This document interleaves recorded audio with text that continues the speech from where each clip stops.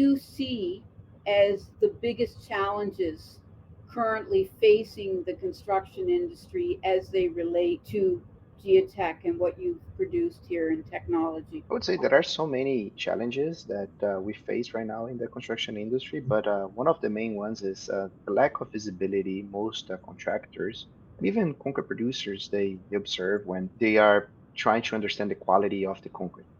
So, for example, right now, worldwide, we rely on concrete samples, either cured in the field or in the lab, to estimate your strength. And the specimens, either cylinders or cubes, depending on where you are, they do not provide the full visibility of what is going on inside your concrete.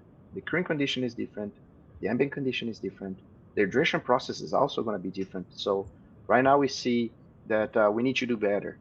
And by using sensors that can actually track the in-place strength, temperature, and I'm going to talk about our newest addition to the family, the SmartRock Pro, you can actually capture in reality what is going on in your structure and actually take more decisive and precise decisions on your project schedule. We have a comment who says, once you start pouring the concrete, is there any effect on the device? So that ties to Roxy. The sensors on the video, those are the SmartRock 3 sensors. They activate when you pull that, and they start making a reading every 15 minutes.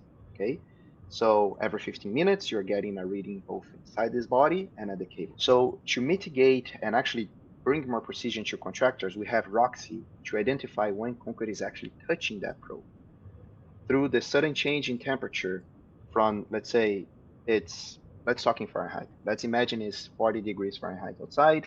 Concrete touches it at 72. What's going to happen? You're going to see that sudden change in temperature. So the sensor knows that that is your time of pour. Additionally, we can verify this through machine learning. Through the hydration process, Roxy can really pinpoint, okay, this is where your hydration process began. So you can actually pinpoint when the pouring time started. So yes, you're going to start referring to your strength gain over time based on when the concrete touched the probe.